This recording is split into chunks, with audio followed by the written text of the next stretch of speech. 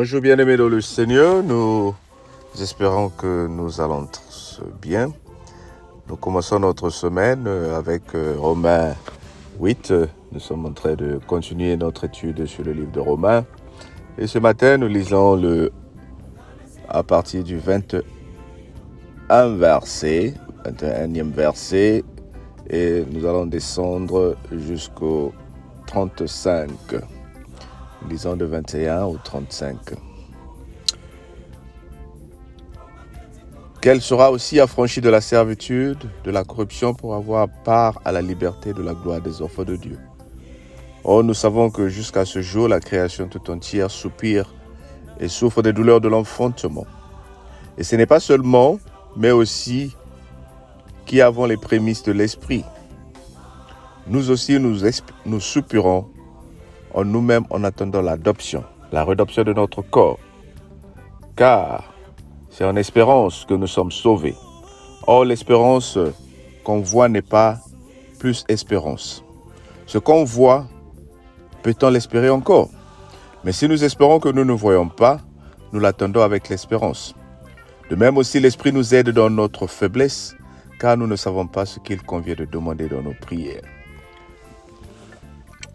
Excusez-moi. Mais l'Esprit lui-même intercède des soupirs inexprimables.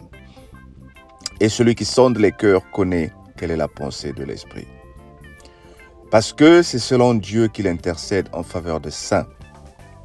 Nous savons du reste que toute chose concourt au bien de ceux qui aiment Dieu, de ceux qui sont appelés selon son dessein. Car ceux qu'il a connus d'avance, il les a aussi prédestinés à être semblables à l'image de son Fils, afin que son Fils fût le premier-né entre plusieurs frères. Et ceux qu'il a destinés, il les a aussi appelés. Et ceux qu'il les a appelés, il les a aussi justifiés. Et ceux qu'il a justifiés, il les a aussi glorifiés.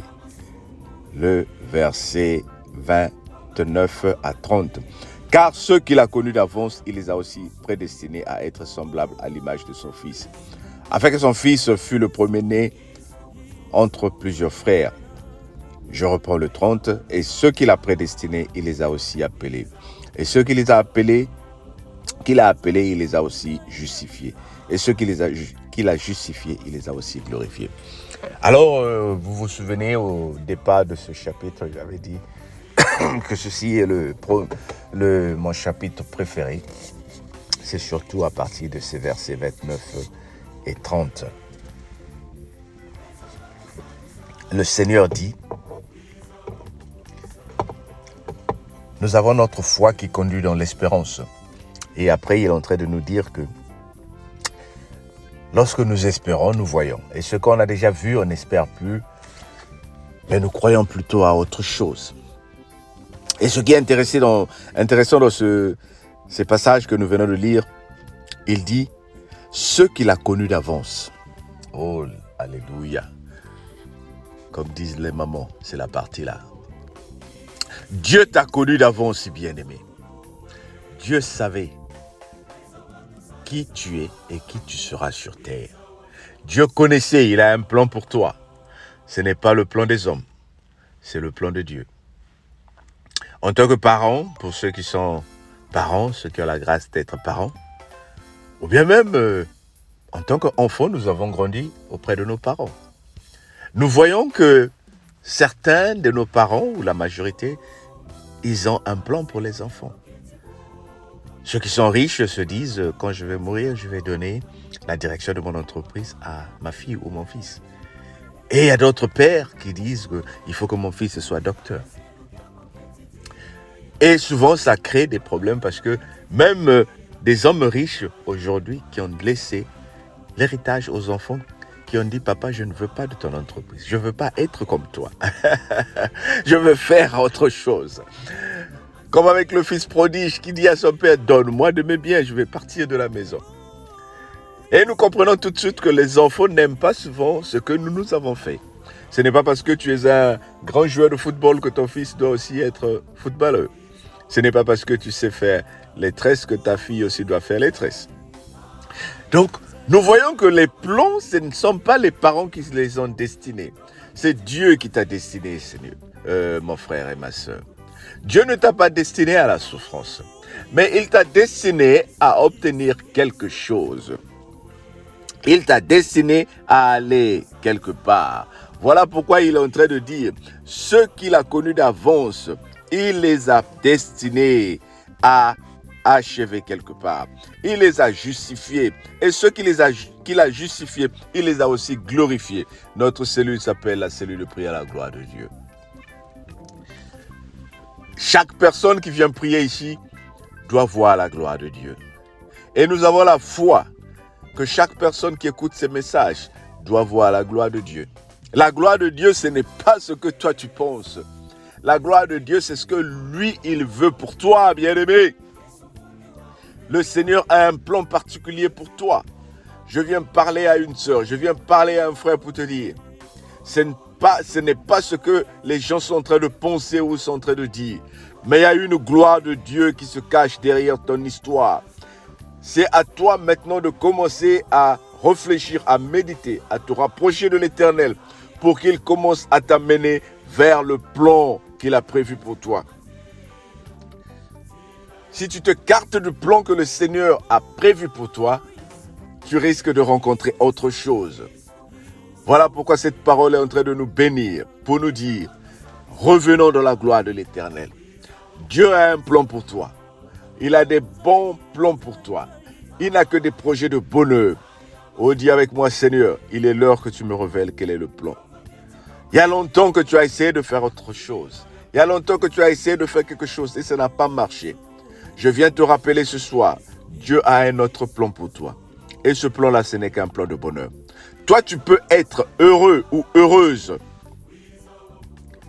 en vendant de l'eau. Toi, tu peux être riche ou millionnaire en visitant, en partant de gauche et à droite, en achetant et en revendant. Toi, tu peux être riche en partageant tes idées, en utilisant ton intelligence pour aider 2 ou 3 personnes. Oh, toi, tu peux être dans la gloire de l'Éternel en commençant à faire ce que tu vois être petit. Toi, tu peux être en train de connaître l'évolution sans avoir les papiers, bien-aimés. Le temps que tu es à la maison, le temps que tu es en train d'attendre une situation, rentre sur Internet. Le Seigneur a un plan pour toi. Il y a des choses que toi tu peux découvrir. Il y a des choses que toi tu peux faire. Aujourd'hui, l'Internet est venu pour apporter des bonnes idées à d'autres personnes. Là, c'est une page que je suis en train d'ouvrir pour encourager aussi une personne qui pense que moi, je suis abandonné à moi-même. Oh bien-aimé, il y a beaucoup de plans pour toi. Si tu ne les connais pas, commence à prier. Commence à dire, Seigneur, révèle-moi les plans que tu as pour moi. J'ai la foi que cette belle parole que j'aime, que le Seigneur dit, ceux qu'il a justifiés, il les a aussi glorifiés. Le Seigneur va te glorifier, bien-aimé. Le Seigneur va te glorifier. Le Seigneur est en train de te sortir de ton malheur. Le Seigneur est en train de te sortir de ta douleur. Le Seigneur est en train de te sortir de ta souffrance. J'ai la foi que cette année ne va pas finir. Toi, tu vas commencer à retrouver le plan que le Seigneur a prévu pour toi. J'ai la foi que le Seigneur va faire quelque chose de merveilleux dans ta vie. Mais il faut que tu reviennes dans son plan. Et le plan de Dieu commence par sa parole. Mange la parole, vis la parole, dors avec la parole. Tu vas commencer à découvrir les Écritures qui vont susciter la gloire de Dieu dans ta vie. Reçois ta bénédiction au nom de Jésus. Je reçois la mienne au nom de Jésus. Sois béni et passe une très bonne journée. On se dit à demain. Bye bye.